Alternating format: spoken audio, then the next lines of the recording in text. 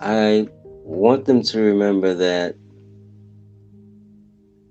Dad tried his best to love. He tried his best to be a real person and tried his best to guide them in the right direction. Mm. Just knowing that whether I was successful or not, you know, it's not that important. But for them to remember me as someone who did give it a good go, give it a good shot.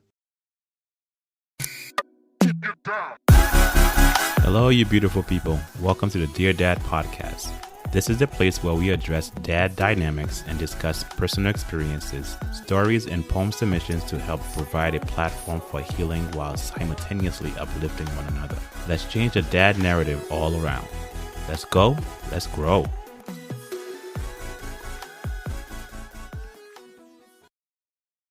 Hello, you beautiful people. Thank you again for joining me at a Dear Dad podcast. My name is Bajimson Darius, aka BJ. So now this guest that I have on today is, I must say, is a really close friend. I can honestly say is a really close friend. This guy, his characters, I love his character. I like the way he carry himself. I like the way he's spiritual. I like the way he's just honest with me whenever I talk to him. I like when I'm talking to him, I like his attention. And every time we talk, it's always just like a good vibe. And he's one of the few individuals that I can say I could call a brother. I don't really call a lot of people brothers, but he's definitely a person that I can call a brother. He's a very good example of a person that I use for my growing up as a father, and just having a child myself. Um, and this guy is, I'm telling you, he's good. He's a good person. I really look up to him, and I love who he is. Let me introduce you guys to Moise Phanor. Hi, BJ. Hello, everyone. I'm not sure I know who BJ was talking about, but I I hope at some point in my life I actually live up to that description. Again, I'm Moise. BJ and I are not only brothers in Christ, but we are friends, and really appreciate his friendship.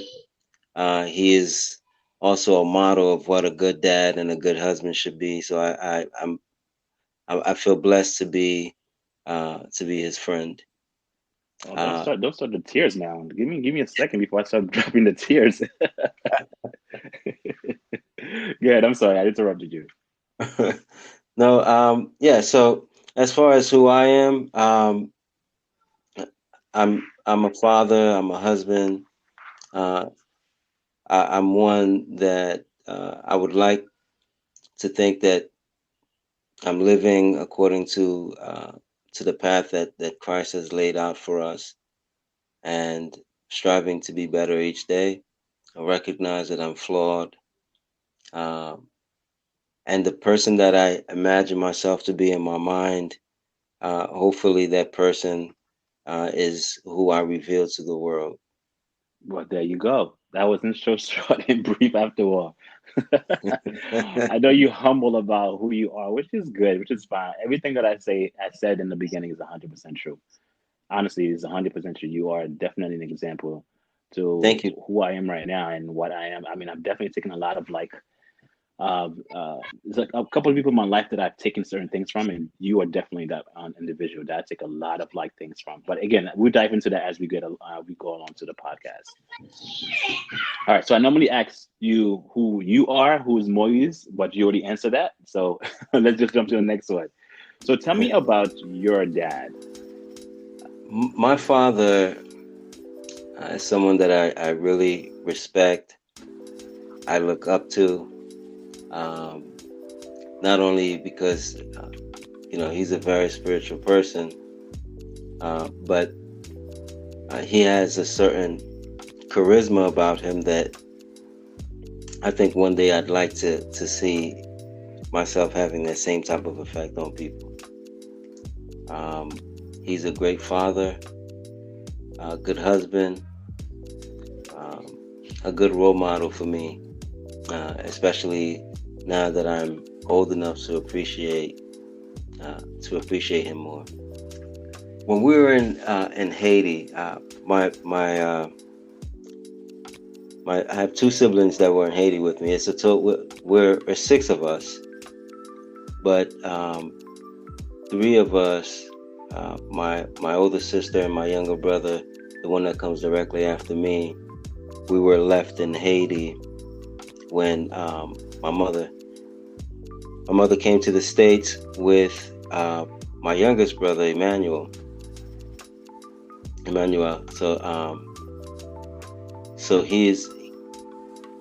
So my dad and the three of us were left in Haiti, and my father actually had us stay with my grandmother, and he didn't stay with us. He was somewhere else, but he would always take care of us. And growing up in the Seventh-day Adventist family, well, my father wasn't practicing then. He would come on every Saturday to make sure that we had food, and the food that he would get us would be so awesome, so great, and always made sure that we were cared for. So I remember on those days, on Saturdays, everyone would be having lunch in the house, but we would have special meals that he either had someone cook for us or was purchased for us. But he really took great care of us and make sure that we had good food to eat, because my grandmother didn't necessarily cook. She didn't cook on Saturdays, so we had a fresh cooked meal every Saturday. Those are the types of things that I remember. Some fun memories that I remember of my father, where him just taking the time to make sure that we were always taken care of, and whatever everyone else had in the house, we always had something special, you know. See, whenever I hear those stories, it makes me, it allowed me to believe and know that the way I was raised without my father, that there are good fathers out there, and there are participating fathers, there are intentional fathers out there, and it's real. So whenever I hear these kind of stories or these kind of experiences, it give me a refresh. Like, okay, so what I went through, it was just my story, but everybody else have a different story, and I'm hearing yours, and I'm just, again, it's just refreshing to hear that, to hear that father's in the house, and he's active. He's active in your life, and the way you bond with him was definitely seemed like it was a good bond between you and him. Oh yeah, as I said, my father didn't live with us at the time. We lived with my grandmother, his mother, and his siblings. And when he came to the house, not only did he take care of us, but he took care of everyone. He would provide, everyone got money when he came around. Shopping got done when he came around. So, he was the oldest of us, the oldest child of my grandmother's, and he just took care of everyone there. Everyone looked up to him. Whatever was missing, they could count on him to provide. So to me, he was kind of like a hero. How was the relationship between you and your dad? Well, at that time, it was pretty good. We would spend time together, but we didn't see him every day. But every time we saw him, it was special. When I'd like to think that I think of my dad as possibly having three dads, right? One,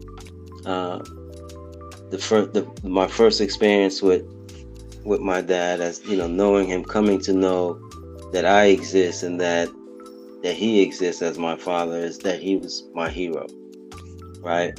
And then once I got a little older and I came to the States and we were in the States together, I didn't see him in the same light. He wasn't that hero that I remembered him to be. And then as I got older,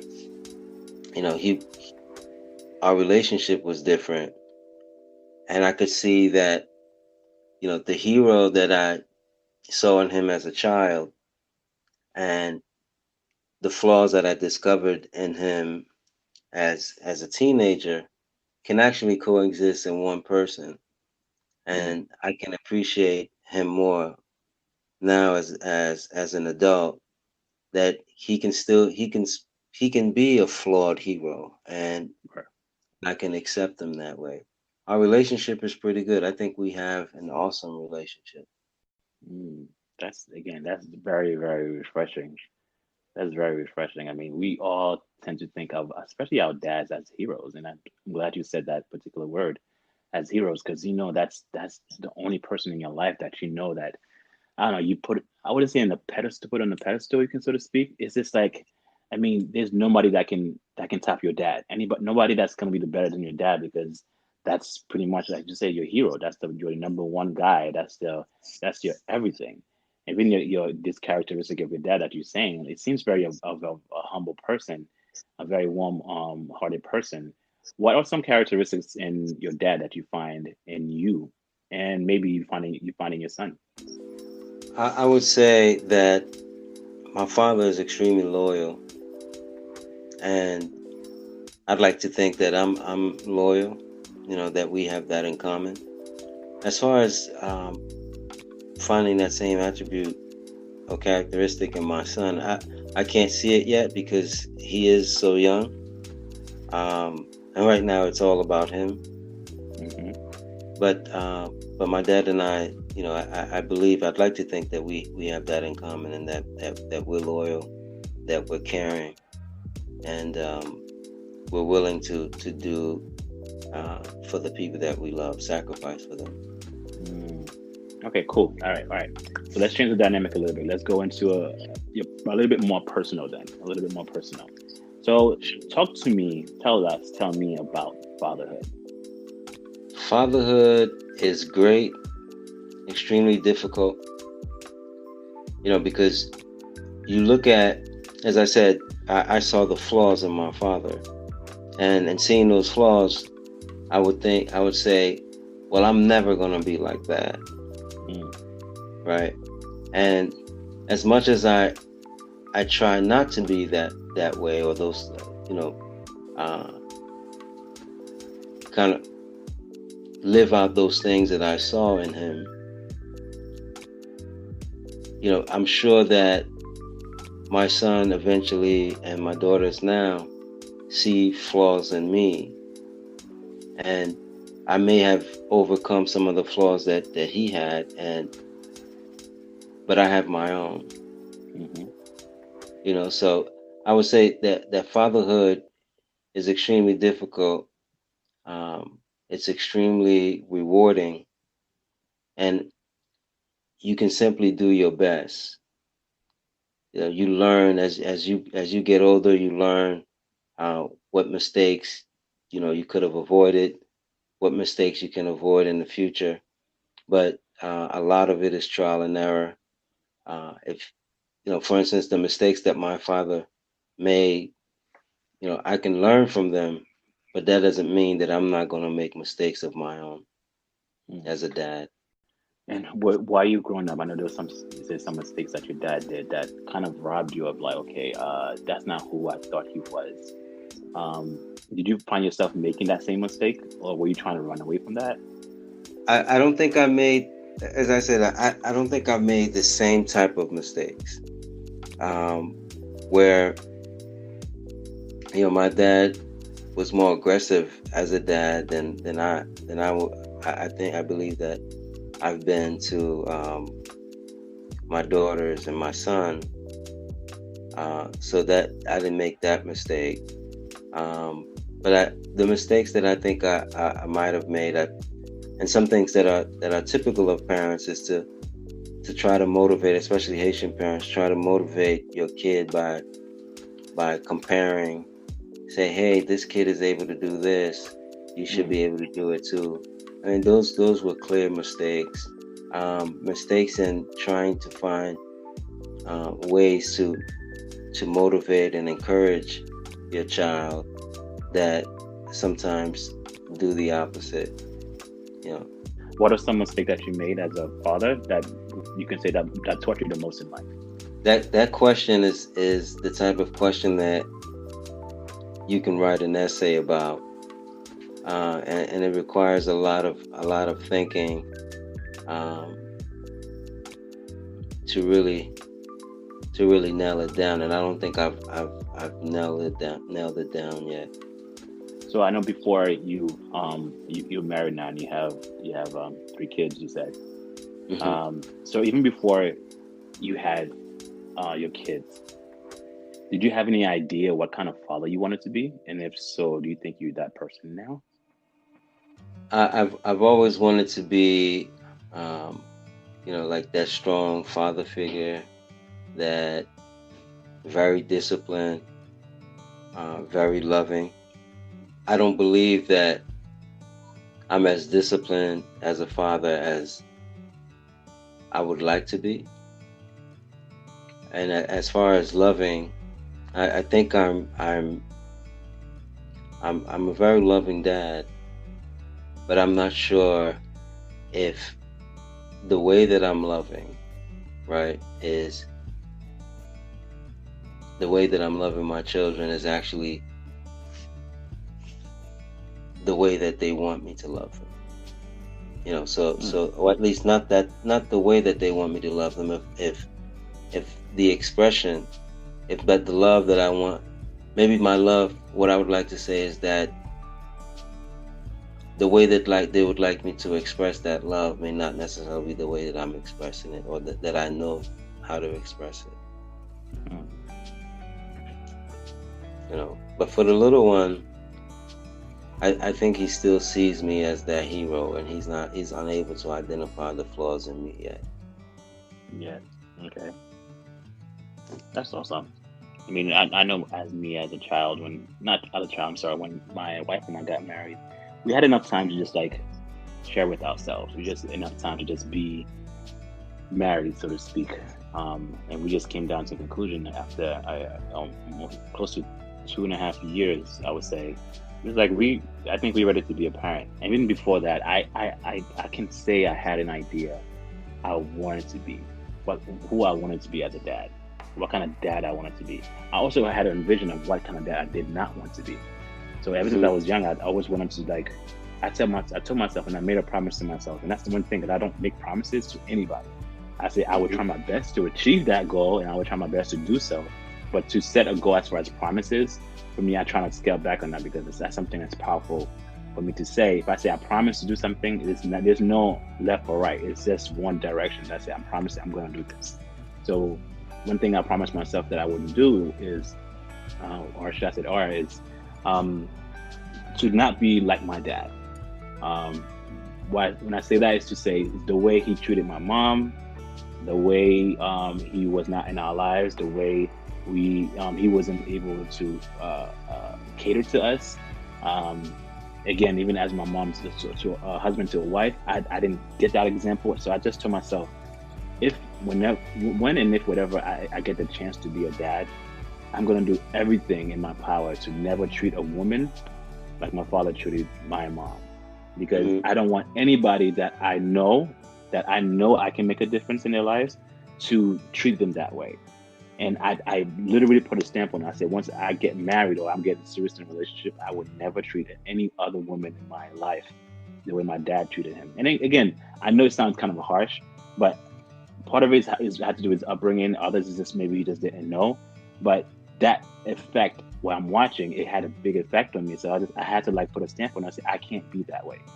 So when we came to a conclusion saying that we want to have a kid, I already stepped into that promise. So once I heard my wife was pregnant, it was just more of okay, now I told God I wanted to do this.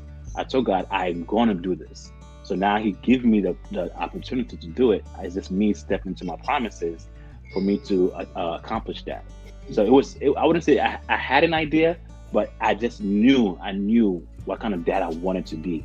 And once I get the opportunity, I wanted to just dive right in so I can give it pretty much my best. It's great that you had the opportunity to do that. It's great that not only had the opportunity, but you were thinking in that way.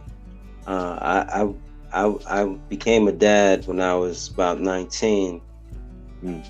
So, those, to even come up with a plan and know exactly what type of dad I wanted to be. I don't think I was mature enough to even come up with a plan to even imagine what type of dad I wanted to be. So I think that those folks like you who were able to, not able to, but who decided to wait and actually plan to have a child and plan to become a father. I have a lot of respect for people who are able to do that, or who've decided to live their lives that way. Well, most of this decision that I'm making or I made is simply because I don't see certain individuals around me making those decisions. Like a lot of decisions that I make, especially with my wife, is because I don't see it around me. So I was like, so who is my son going to use as an example, and who is the people that's around me going to use that as an example? So if they don't have an example, so why don't I be that example?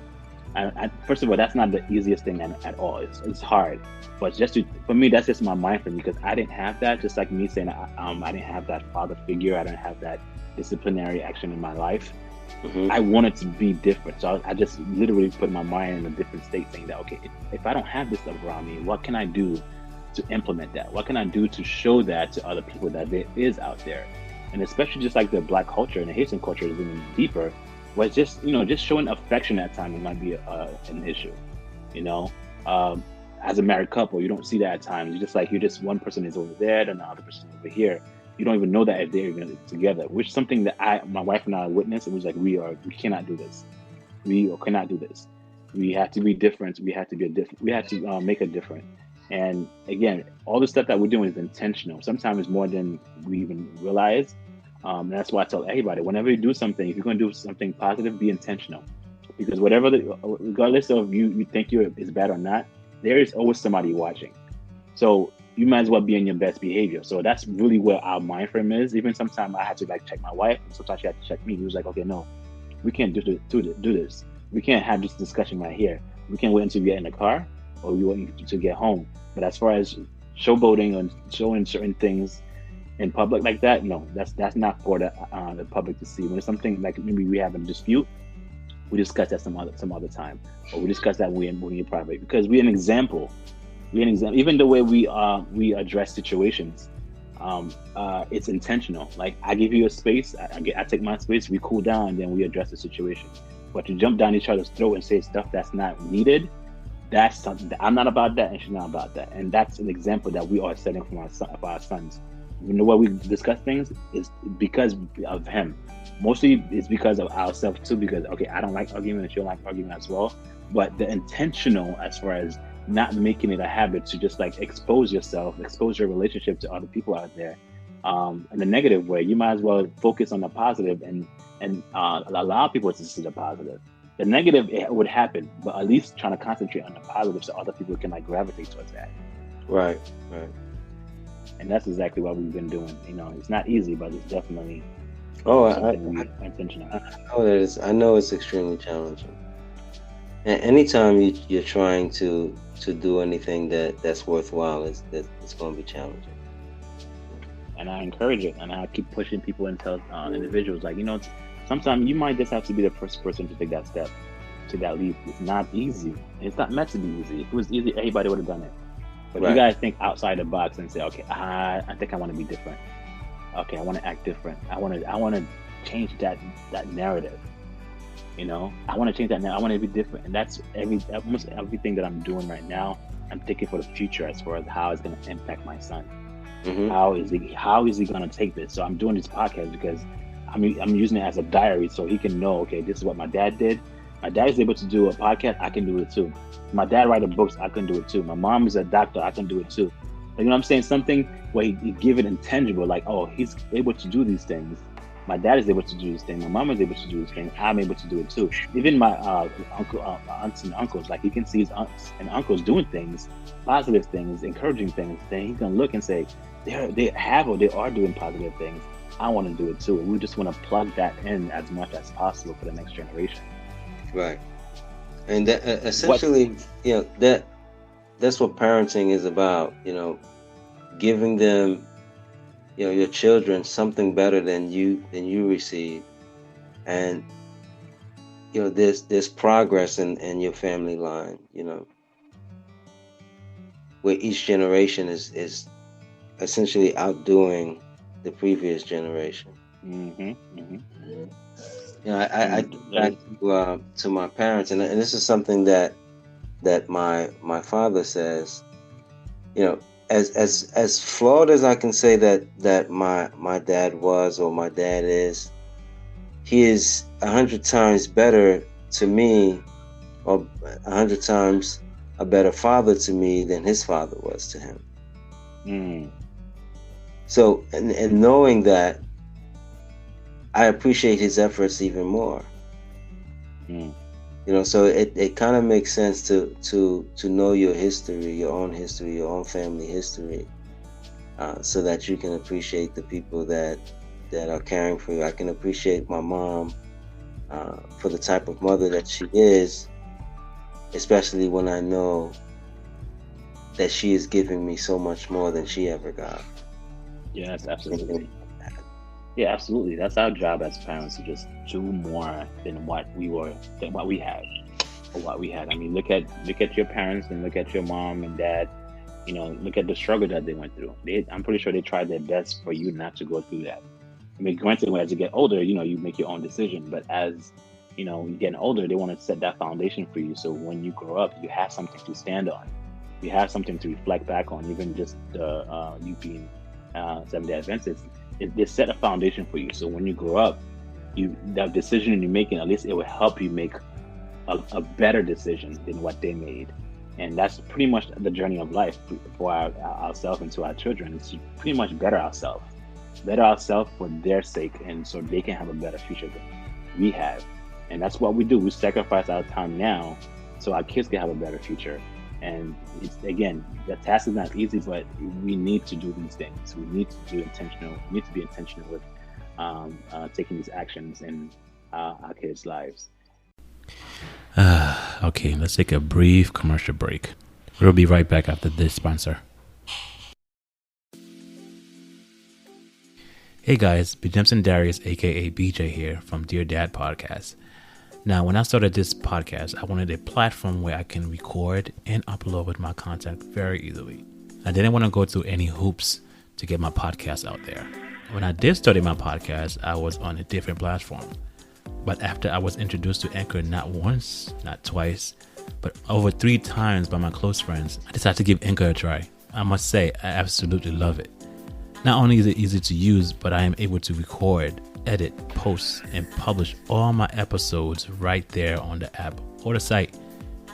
I was able to transfer all my episodes onto Anchor in less than 5 minutes. That, for me, was unbelievable. Oh yeah, here's the best thing of all. It's free.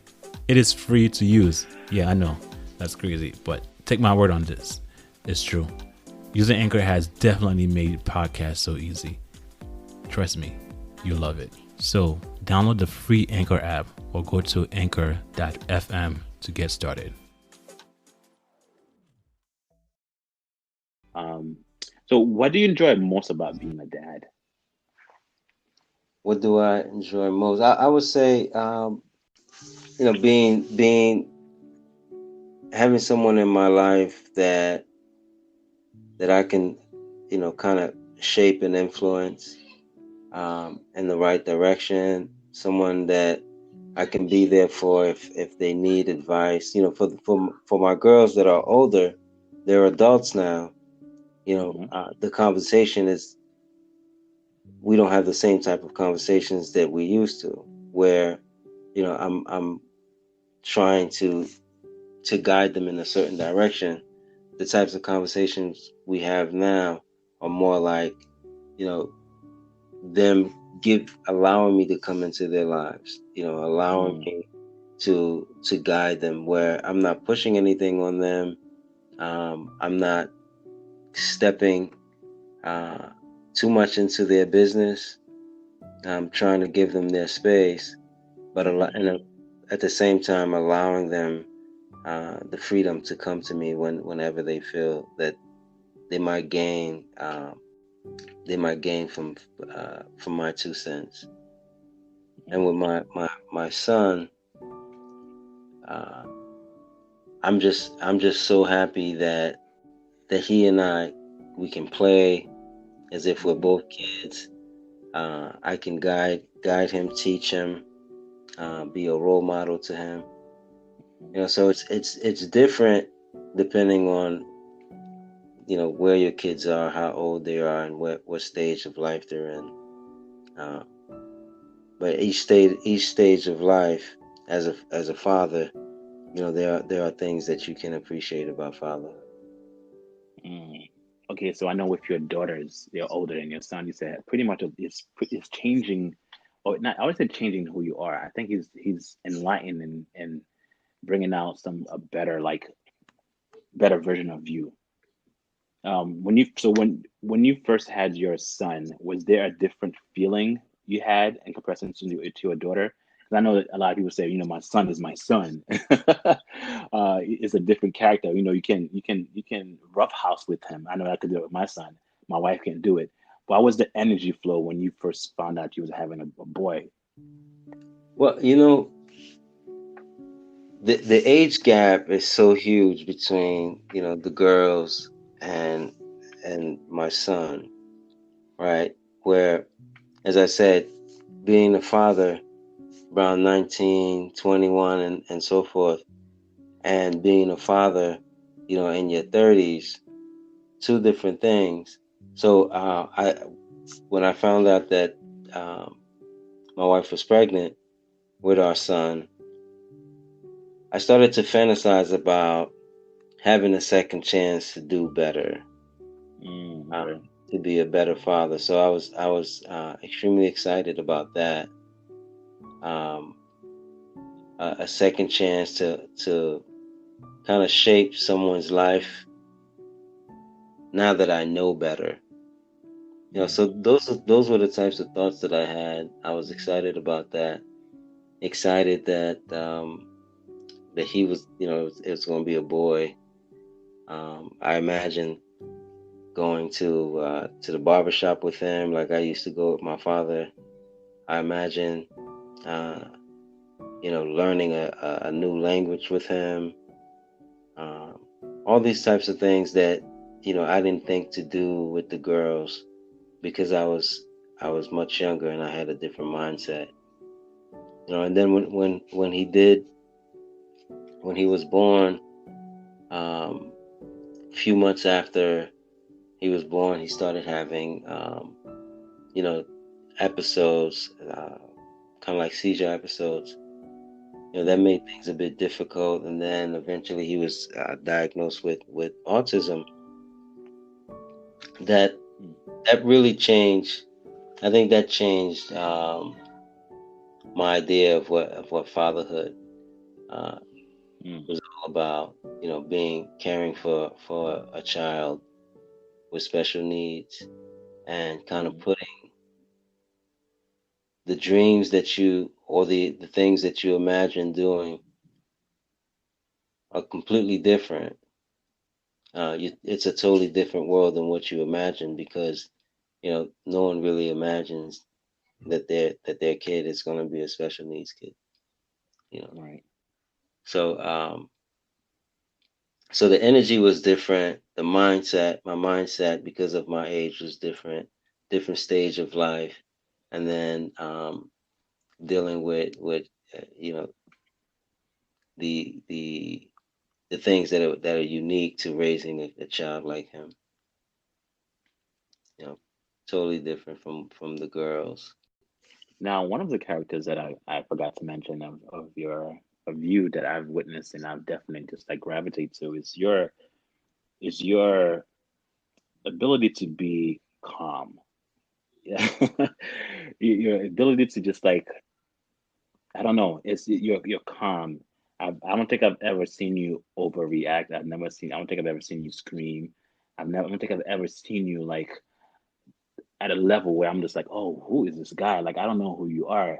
Like, I don't think I've ever seen that characters in you. And again, I sit and I watch and I take notes, and I love the way you just like are so patient. Even the way you talk, the way you talk is more of an illustration. Like you illustrate when you are speaking. I can visualize what you're saying, that you take your time to say what you have to say, so I can like see and understand what you're saying. Even the way you behave with your son and doing church service or any time is more of like it's more of an understanding instead of a frustration. Where do you think you get that from? Oh, I didn't get that from my dad. He and I are opposites in that way. But I can't say that I'm like that all the time, but I could say that I would like to be like that all the time. Hmm. I would like to always be calm and have a cool head. But just like everyone else, I struggle with that. I think I don't think I got it from my family per se. I would say that Right. it's something that I pray for. Mm. I kind of pray that I could be calm. I could have discipline to control myself. And it's a struggle, but I really try. And as far as trying to control myself with my son and not be as frustrated, it's a Mm. challenge too. But once I understood what he was diagnosed with, uh, Hmm. I took some time to read a little bit more about it. I became less frustrated and more understanding.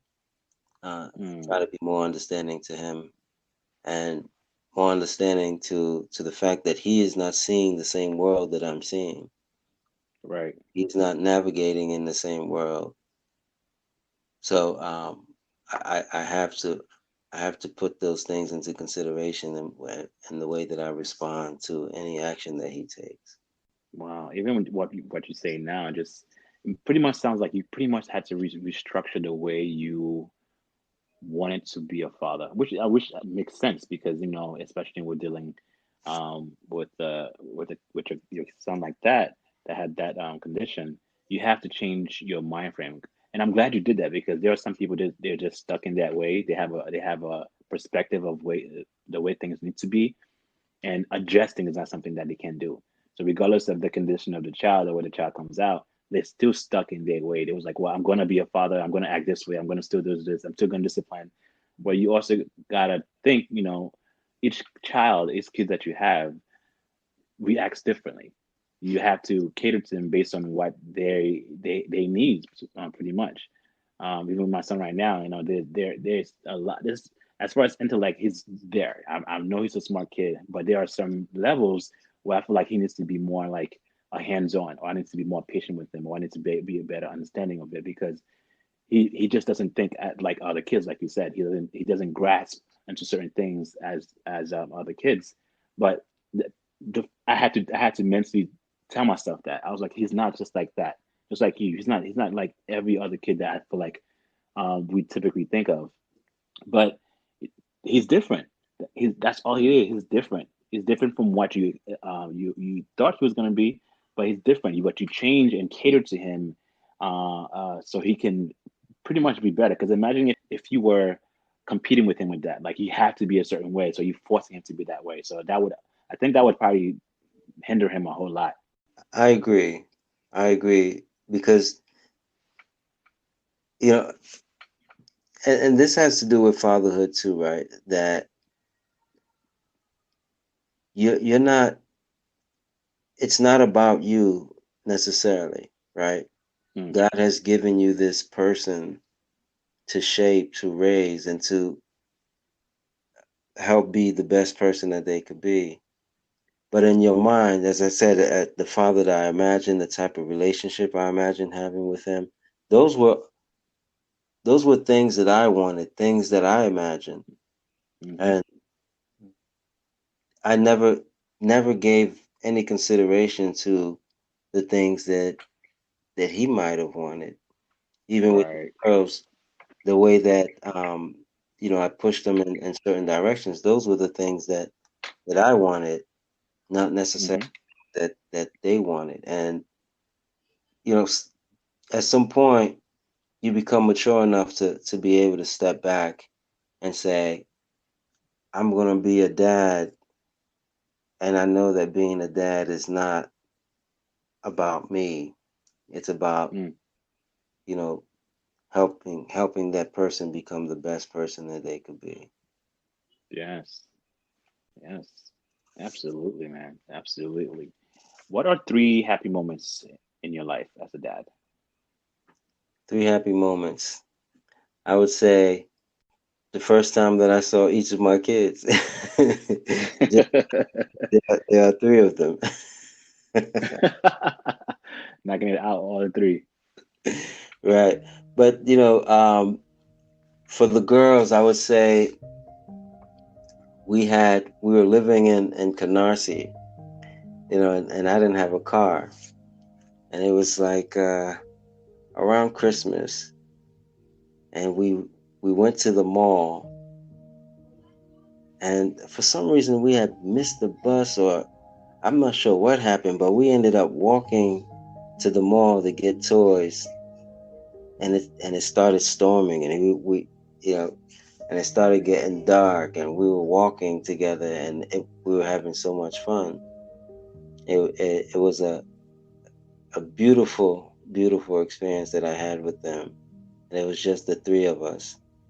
I think it was memorable to them too, and also, and when we were in Canarsie, we would pretty much come upstate every weekend, and the girls, we would take the train, and we had a little comment saying, "Hey, it's gonna be alphabet soup again," because each train and the letters, and for each train that we had to transfer to finally get to Metro North, Mm. and we would be just playing and having fun the whole time together, making jokes.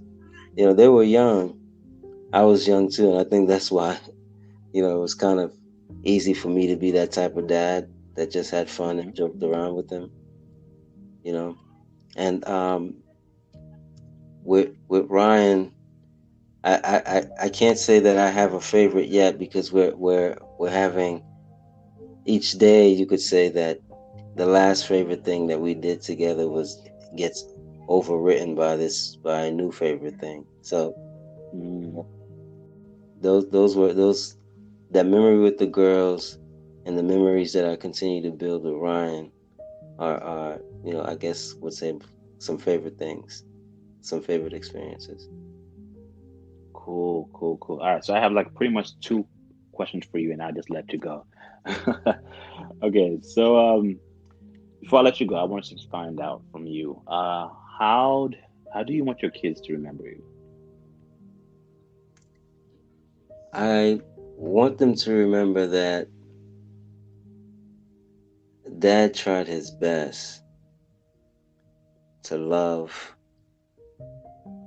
He tried his best to be a real person and tried his best to guide them in the right direction.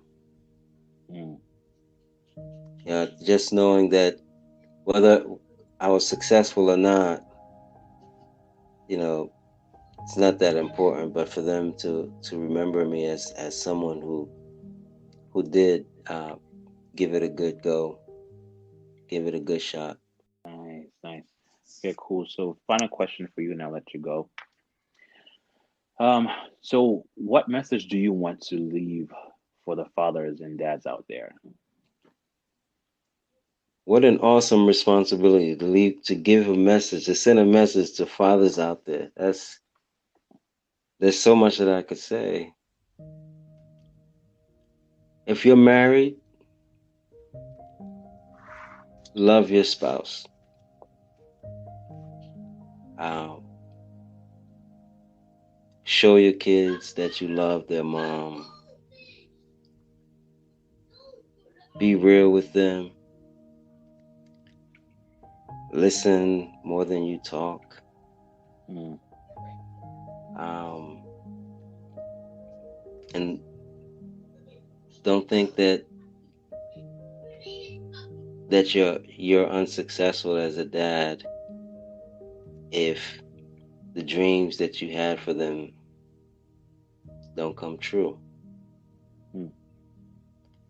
But feel that you're successful as a dad if you love them and they know it. Mm. I think that's the most that I could say. And thank you so much. Just want to thank you first and foremost, Cynthia, for just like coming into this podcast and just telling me about fatherhood, your journey that you've taken to be a father, the patience that you have to be a father. I just want to say first and foremost, thank you. Really, honestly, thank you. To tell you the truth, you are a close friend, and you are an example for me. You are a model. You definitely are a model for me. You may not think that way. You definitely are a model for me.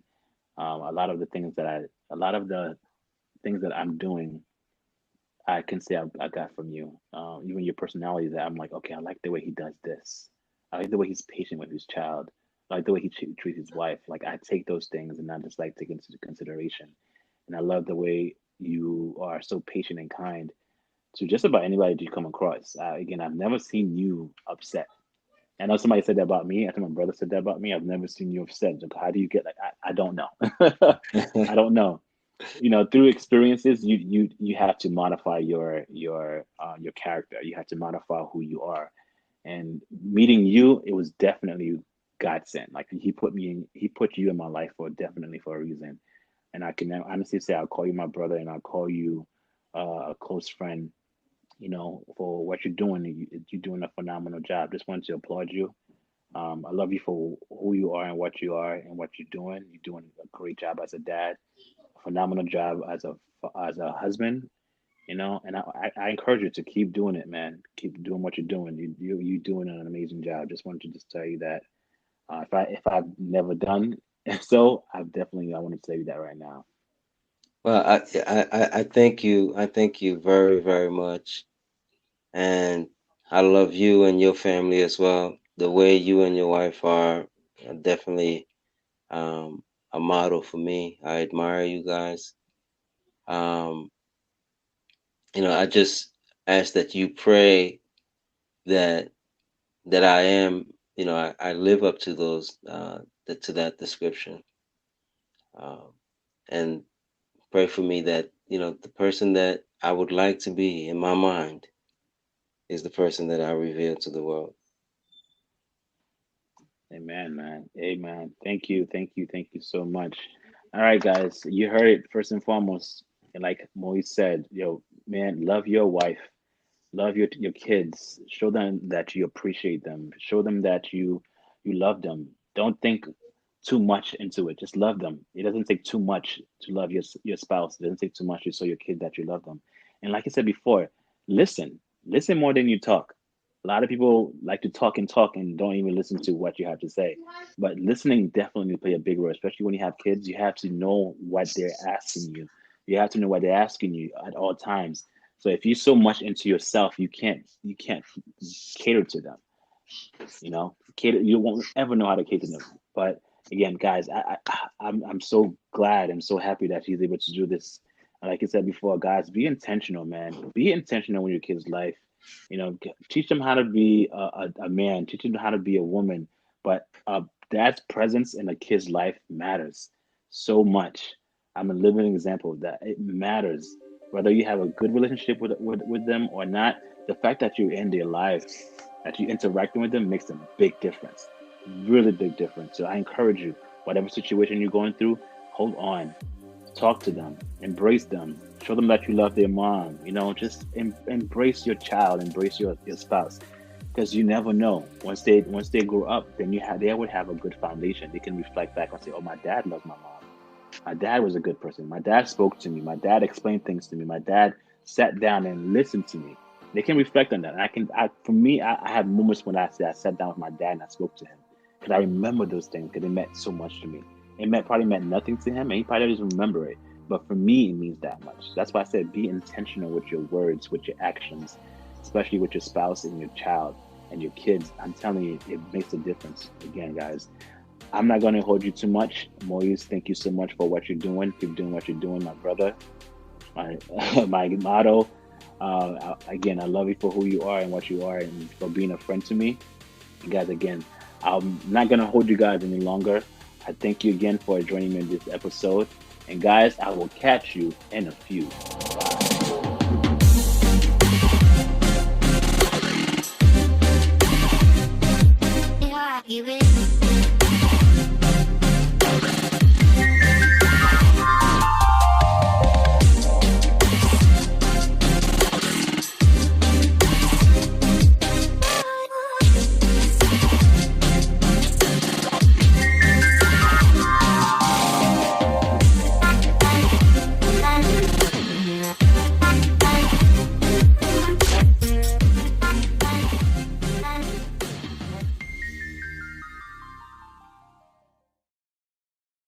Okay, as a special surprise to Moise, his daughters Ebony and Dominique have shared their testimonials about him as their dad.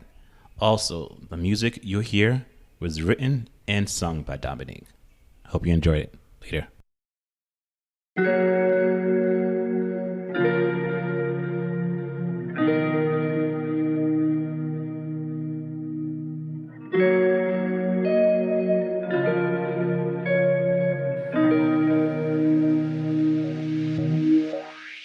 I really can't thank my father enough for the job he did with raising me. I think he did an awesome job. I feel like I just see kids my age and the things that they're saying or how they think or how they move about in the world, how they carry themselves in the world, what they allow other people to do to them, what they do to other people, and I just am so pleased because I know I won't get caught up in certain things and be in certain situations because my father instilled certain things in me. You know, I love my dad so much. Since when I was young, I thought he knew everything. Every time I asked a question, he had the answer. So I just assumed, well, dad knows everything. And even now, sometimes I say that he knows everything or close to everything. And he says, no, I don't know everything. He's so modest. But he's a smart guy, and I admire him so much because, I don't know, just his whole, swag. He's so calm and poised, and he speaks so well. And, I don't know, he's just, to me, he's what a man should be. Like when I see my father, I know he has certain flaws, but I don't, if I had a son, my father is what I would want my son to grow up to be. You know, he's a decent man. He doesn't cause anybody harm. You know, he's always got a level head. He's not cocky. You know what I'm saying? And even if he is, you wouldn't know. I love him so much, and I brag about him. Every time I'm talking about my father, I go, yeah, my father's so smart.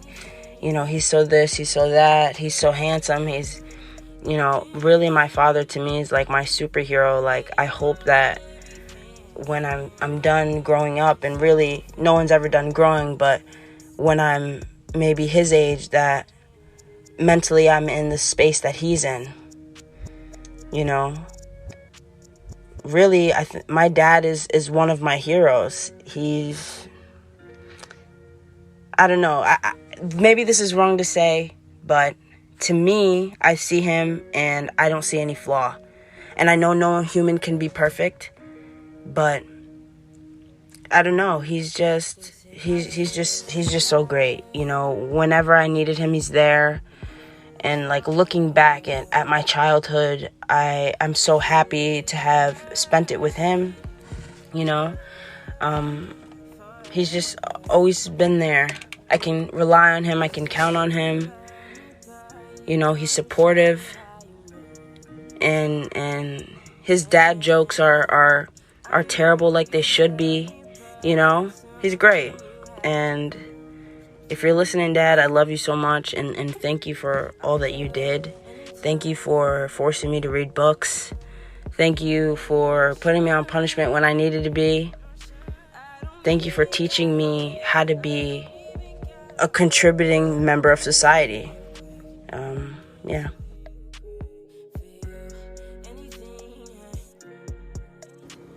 Hey Dad, so I just wanted to leave you this message to let you know that you're very much appreciated and loved.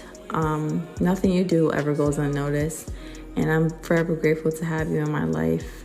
I thank God every day that I'm able to call you and speak to you, and I'm blessed to still have you and be able to call you my father. I appreciate you because you're compassionate, you're a great supporter, and you're a great motivator. You always lift my spirit when I'm feeling sad, and you always remind me to never give up on myself and to always go after my goals. I can't thank you enough for what you have done and continue to do for me. I am blessed to call you my dad, and I love you very much, and I hope to see you soon.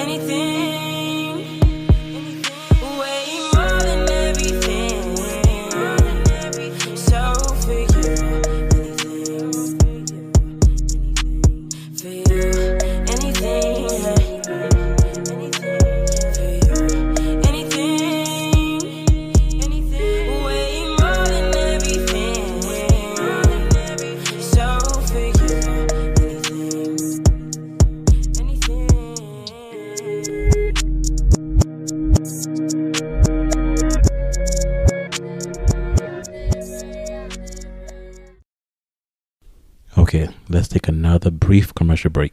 We'll be right back. For more Dear Dad podcasts, visit Apple Podcasts, Stitcher, or wherever you listen to your favorite shows. Make sure you check Dear Dad Podcast on your favorite Instagram social media platform at Dear Dad Podcast. Catch you later.